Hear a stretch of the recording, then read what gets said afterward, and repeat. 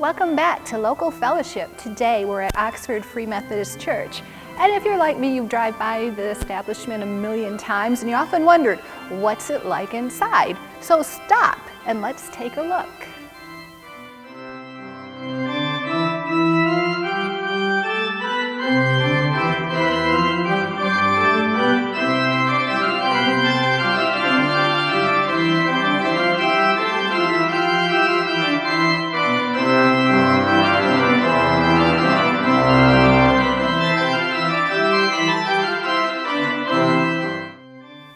Welcome to Local Fellowship. Today we're with Oxford Free Methodist Church and we are with Pastor Michael. How are you doing today? I'm good. Thanks, Pauline. How are you? I'm doing well, thank you, and thanks for having us in your beautiful church. What can you tell us about your church?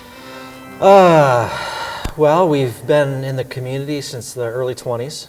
I've been here for a little over 9 years.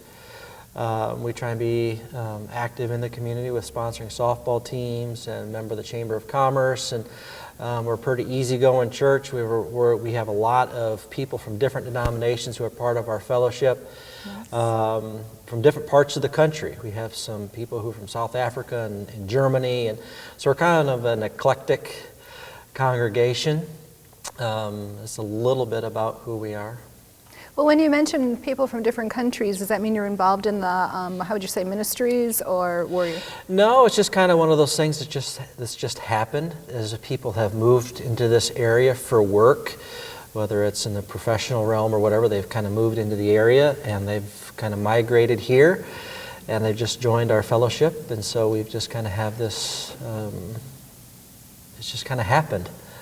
Nothing that we've targeted. It's just been kind of one of those God things that people have brought us here, and so it's really kind of unique and cool. Sometimes that's the best way for things to happen, when it's not planned out. Right, yeah. What can you tell us about the Free Methodist denomination? Well, briefly, the Free Methodist Church started in 1860, and people often ask, what's the difference between Free Methodist and United Methodist? Yes. Free Methodist, like I said, started in 1860 when the people who founded our denomination rebelled against the idea of slavery, because at that time many churches were supporting slavery. And so we believed that slavery was wrong, and we were pushing against the church and saying we shouldn't be supporting slavery. Also at that time it was common for churches to charge pew fees. Really? Yeah, so the more you gave, the closer you sat to the front. And so if you were poor, you had to, if you could come, you had to stand in the back of the church. And again, our founder said this is wrong, that our ministry should be to the poor and really emphasize service and ministry for those who are less fortunate. And so our founders were kicked out of the church, were excommunicated, and they started their own denomination and called it the Free Methodist Church, with those two primary things as the tenets and the foundation of our denomination. So that's kind of the brief history of where we came from and why we are called Free Methodist, is a real emphasis on ministry to the less fortunate. That's very interesting history, and I didn't realize that was the history, and it's amazing that they stood up, and for two very good reasons. Yeah, it's something that we're very proud of in our history. It's kind of a, I don't know if it's cultural, there's a shift, to serve the poor, to work in soup kitchens, things like that, or ministry overseas to those less fortunate. But it's been a part of our DNA since the very beginning, something that we are very proud of, and we still try and be very intentional with how we serve people. Sounds very warming. Let's talk a little bit about yourself. How did you become a pastor? What roads did you take? It's not something that I ever really wanted to do. Okay. I grew up in the church. I have pastors in my family. My grandpa was a pastor. I have cousins who are pastors. I have uncles who are pastors. So it's kind of been, my dad went to college to be a pastor, but he quickly discovered that isn't something that he wanted to do. So it kind of was in my blood, I guess, but it's not something I wanted to do. I wanted to work in church kind of as a volunteer, and I went to school to be an elementary teacher. But after being in elementary classes, I discovered that I really don't like kids that much, working with children. I love kids, and I love my kids, but being a teacher just wasn't in the cards for me, and just felt this, it's kind of a term that maybe most people don't understand, but a call, just this real passion and desire to serve the church full time. So God put that desire in you. Oh, absolutely. And I wouldn't say I fought it, but I questioned it, and I spent some time and didn't jump right into it. Stuck with my elementary education major for 3 semesters and just became more and more miserable and felt more and more called to be a pastor. And so I made the switch after my 3rd semester, and haven't regretted it since. It's been kind of a circuitous route to get to where I am. Never wanted to be a senior pastor, wanted to be a youth pastor. Here I am, a senior pastor. It took me 4 years after I graduated to actually to start as a pastor, as a youth pastor in Indiana. So it hasn't been the most direct route, but it's been a good one. I've done a lot of things. I grew up on a farm. Love farming, still love working in a vegetable garden, love animals. If I wasn't a pastor, I'd want to be a farmer. So I farmed after college, worked as a welder, worked in a couple different factories, started my family, and just kind of this opportunity to become a youth pastor came out of the blue from a resume I had sent out when I graduated college. Okay. So 4 years before that, I get this call, and the rest they say is history. So I've been in full-time ministry for almost 17 years now. Wow, that's amazing. Very Yeah. nice. Were you from this area, or did you transfer into? I grew up in northern Indiana, Okay. down by Notre Dame University, in the country outside of South Bend, and we moved to the Thumb when I was 14 to farm. We had a small farm in Indiana, and my dad grew up in the Thumb, Okay. and so we moved up to the Thumb, and so home for us is now in the Thumb. My wife is from Marlette. I'm from Croswell. My family is still up there. So this is the home area for us. Now Okay. the Thumb is our home, but well, this is home. We've been here for 9 years, so Yes. this is home. Was that an adjustment, or was it a smooth transition for you? To here Yes. or to this community? Yes. It was an adjustment, yeah, because for me this is the city. Because I grew up on a farm. I grew up out in Okay. the country, on acres and acres and acres of farmland. So moving here was definitely an adjustment because it was the city. And people make fun of me because I call this the city. Yes, I kind of chuckled. So yeah, it's definitely different, but love it. Absolutely love it. Yeah, because we can still consider part of the rural or the northern suburbs. Yeah, so, people say, they call Oxford the sticks. And I said, you don't have an idea what the sticks are. Where I grew up, we had 2 farms on an entire mile, for the whole, we had more tractors go by our house in the summer than we did cars. So that people don't know what the sticks are.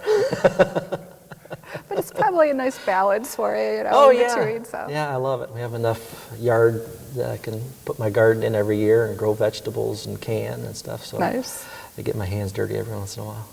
Well, we're going to take a break, and I hope everyone sticks around, and we're going to come back and talk about what Oxford Free Methodist Church has to offer.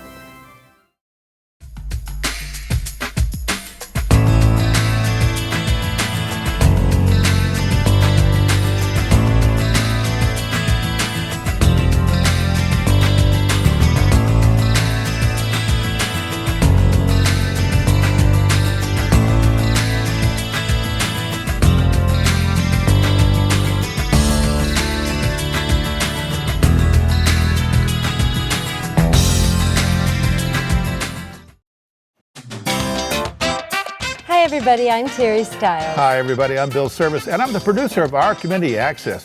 Terry and I started our show 8 years ago to bring our community into your living rooms. Our Community Access is a show born from the rich diversity of our community, and we want to brag about it and the people creating that diversity. Over the year, we've been from fox hunts to beekeeping and right in your own backyard. We welcome new businesses, chamber fashion, senior hobbies, class reunions, and much, much more. We've covered all our celebrations from Leonard Strawberry Festival to our premier Lone Ranger Parade. But there's still more avenues that we plan on going on.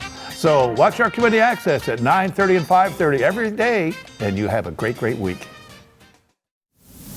We're going to take a few minutes now so that everyone can view the beautiful church, and it's beautifully decorated for Christmas, so I hope you enjoy these views.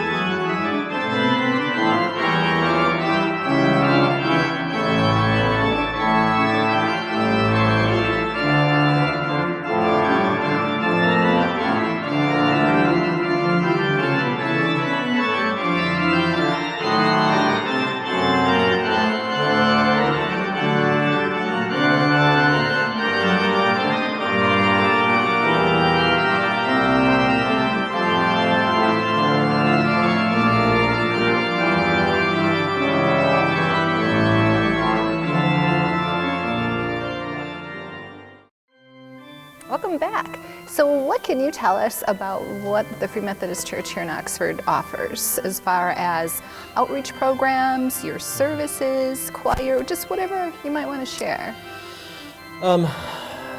We try and participate in the community as much as possible. We try and be not focused on us as a building, as us as a congregation that we come here, but it's about the community. It's about coming to be fed, coming to grow, coming to learn, to be encouraged, and then to take what we've learned here back to where we live.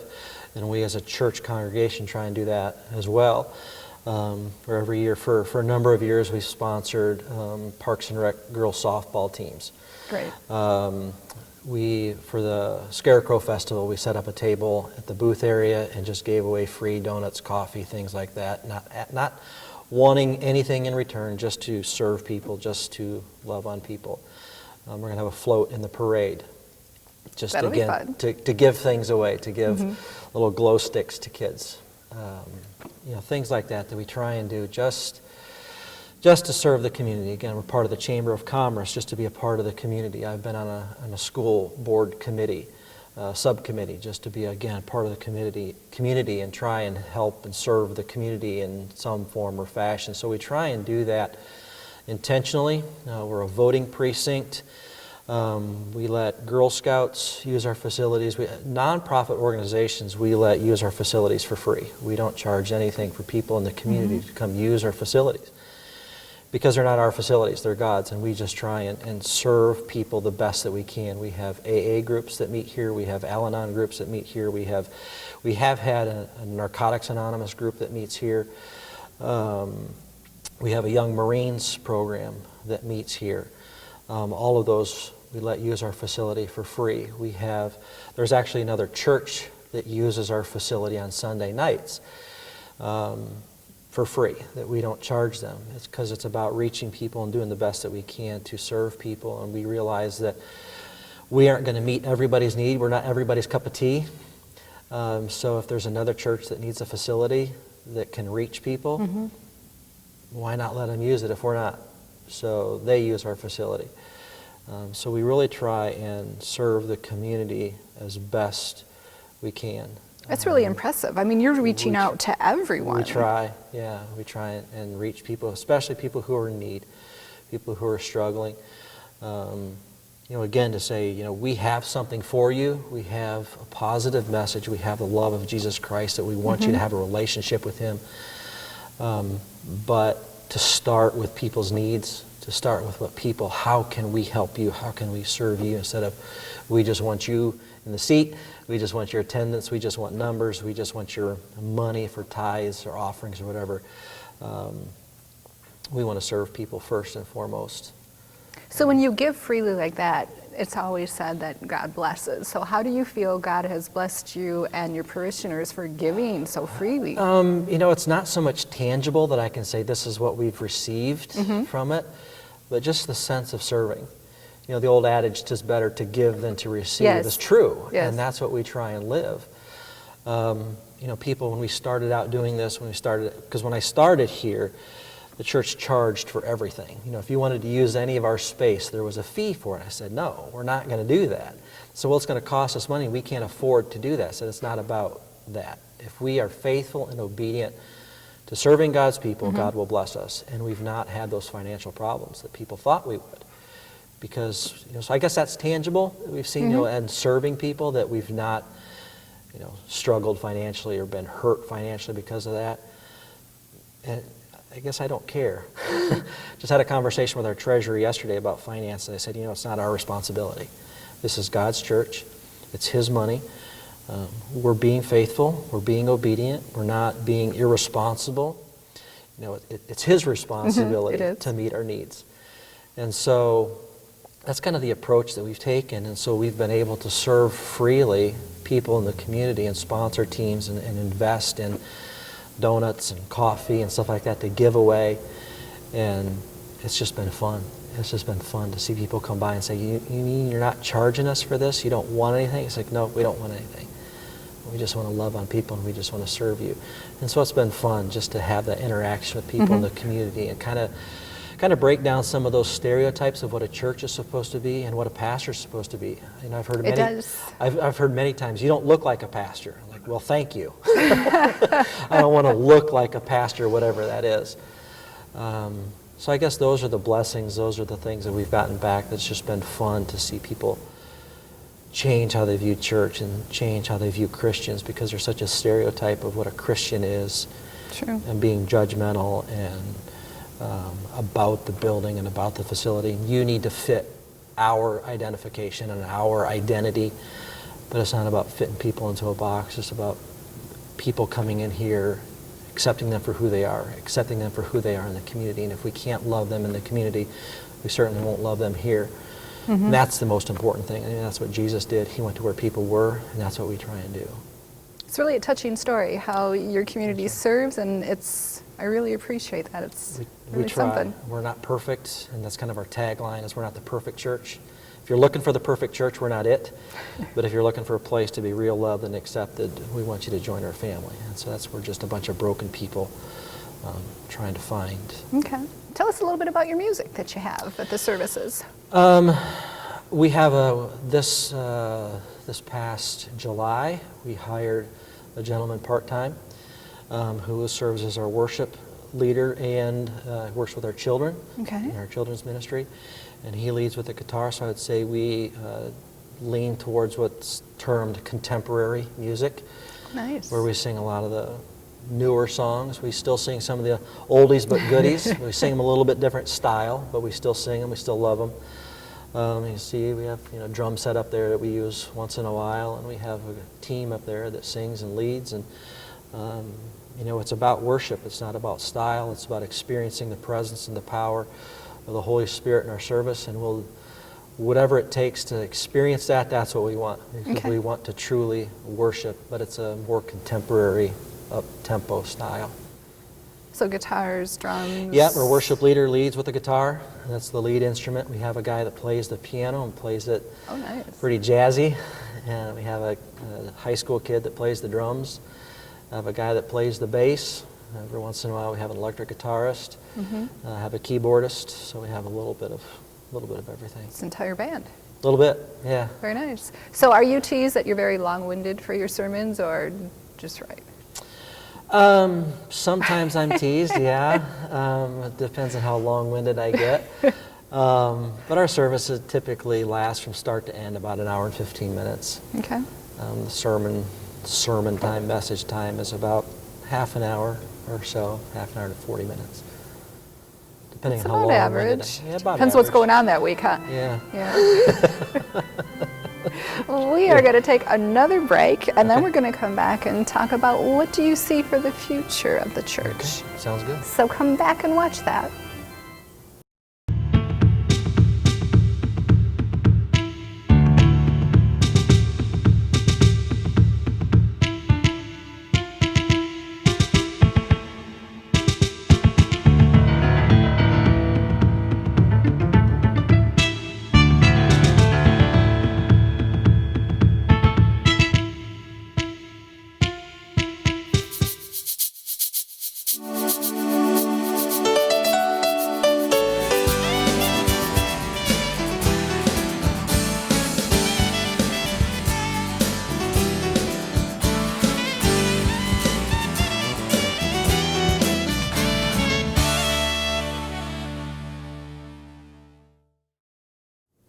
We're here with Pastor Michael, and you've been here for 9 years, you mentioned. Yep. So I'm sure that you must have a vision for your church. So where do you see it going, or what direction would you like to take it?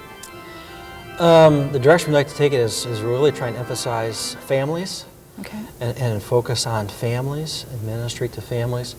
Part of why we hired David, who is our worship leader, is because he has a passion for children. I've got 4 kids, he's got 2 little girls, so it's kind of a natural fit for us to be passionate about families. Families are, next to my relationship with Christ, family is the most important thing to me. It is. And I've told every church I've been to, that if you expect me to sacrifice my family for the church, I won't do it. So family is incredibly important to us. We love kids in the church. We love kids. I love, even when I'm preaching, to hear babies crying in the sanctuary, because it's about family, and it's about being connected as a body. And so families are incredibly important to us, and it's taking a little bit of time to shift that, because when I came here, the congregation was a little bit older. We still have some older people, but we're really trying to emphasize family, and we have a really good older core group of people that understand that and that are supportive of that focus on families. And so Pastor David is really trying to work with the kids to grow the children's ministry. Okay. We have a good youth leader, Sean, who leads our youth and is trying to develop core leaders within the youth group. So that's been a real emphasis to grow those ministries. I think we have pretty good ministries now, but we're trying to improve them and to make them better. David is working on a children's Christmas program. They'll be coming up, I forget what, I think it's the 21st, Sunday the 21st, that we'll be having our kids' Christmas program on Sunday morning. So we're really focused on families and trying to serve families. So that's been our main emphasis. That's a good goal. Do you see any new type of programs coming in to focus on that? New programs? Right now, no, not as far as new programs go. We're trying to just optimize and improve the ones that we have. Okay. To make them better, to make them more effective. Like I said, I think they're pretty good, but just really trying to improve the things that we have without, because I think sometimes you try and start and do too many things and you don't do anything well. And so we're trying to do the things that we do well. Very well said. To improve them. So, yes. So new stuff coming up, no, not at this time. And that's something that we would like to do, but right now we're just trying to make what we have really effective and serve families. Does your organization sponsor missionaries? Yes, we have missionaries in Mexico that we support. We have some in, I can't say the country that they're in. I almost did. I can't say it. It's called Creative Access. Really? So it's countries that persecute Christians. Oh, goodness. And so we support them vicariously through other agencies. So I can't say where they are or who they are. So they're in a creative access country. So we support those 2 directly. There's a couple others we support indirectly. In the last 4 years, talk about future. In the last 4 years, it's kind of passed, but we've done 4 missions trips as a church in the last 4 years, and are looking to do that in the future as kind of become a regular part of our DNA, so to speak, of not just ministering to here, but ministering to the world, not being focused on just us and this community, but serving the globe. So we have our youth group trip is taking one this summer, just to Cincinnati, Ohio, to go down and serve some of the poor communities of Cincinnati. So we have a youth group that's doing that. So if anybody would like to support that, we'll take donations to help send them down there for that. So that's a great experience for the youth too. Yes, I've gone to Africa twice for a month each time to teach. My whole family's gone once. But we also, coming up, we have a community choir performs here. They're going to be performing Saturday the 6th. Is that for a church, the Christmas program? The Christmas program, Okay. Yep, the community choir will be here. I can't think of their name. off the top of my head. That's okay. They'll be here Saturday night at 7 o'clock. Next Saturday, I'd like to invite everybody. We're having a Thanksmas dinner Saturday night, 6 o'clock. It's just as a community, as a church, just together to celebrate Thanksgiving and Christmas holidays together. We're going to have turkey and ham and all the traditional fixings. Close with singing some Christmas carols and songs and stuff like that. So and that's open to anyone? Open to anyone, yeah. Anyone who wants to come and have a good meal and a good time around the table, anybody can come. So if you could just maybe let us know so we can have enough food for everybody. Nice, huh? Yeah, but don't have to. This February we're going to have a luau just for fun, just to try and break the monotony and have some fun with. I'll get lays and wear Tom Selleck Magnum PI type shirts and just have a kind of a cookout after church over in the gym, and we just try and have a lot of fun here. Those are all great ideas. Well, we hope so. Well, yeah, it would really keep your parishioners happy, and it's a good outreach. And in Wonderful. March we have a chili and a pie cook-off where we have a little friendly competition with who can make the best chili or who can make the best pie. So that's is this an annual event in March? That's an annual event. That's an annual event. Yeah. Does one person hold that title, or does it kind of vary year to year? So far we haven't had any repeat winners. Okay. But we have a lot of fun, and there's pretty good turnout, and it's a lot of fun. Again, everybody is welcome to these events. So I mean that's a nutshell of the future. Again, really focusing on families, children, and youth. And really trying to reach them and serve them. We know, with having a family, having 4 kids, Pastor David having kids, we understand a lot of the challenges that families face and a lot of the influences, the negative influences that are out there, the things that try and pull the family apart.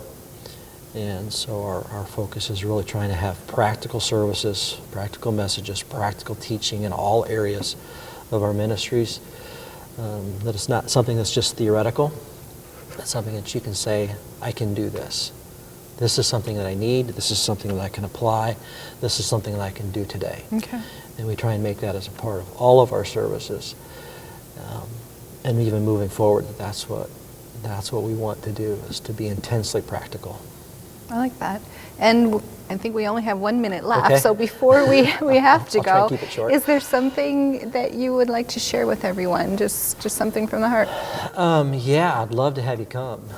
It doesn't matter what you look like. It doesn't matter your background. It doesn't matter mistakes, past, anything. Like I said before, we have people from all walks of life, all experiences. We're all broken. We all make mistakes. But we serve and love a God who forgives, who heals, who restores. And would love for you to be a part of our fellowship, part of our group, our family.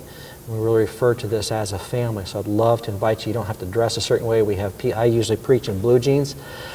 We'll have people here in blue jeans to suits, and so it doesn't matter what you wear, it doesn't matter what you look like, you would fit in, and we would welcome you, and we'd love to have you a part of our service. Thank you very much, and thank you for that community outreach too.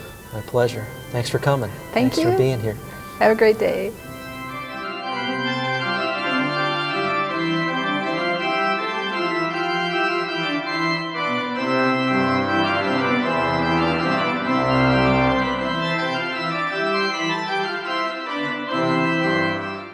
Hi everyone, don't forget you can purchase DVDs of your favorite shows from OCTV, whether it's Minutes by Minute, Our Community Access, or Connie's Kitchen. Just call the station. Our number is 248-628-9658. Enjoy watching all of our shows on OCTV. You're watching OCTV, Oxford Community Television, serving Oxford, Addison Township, and the village of Leonard.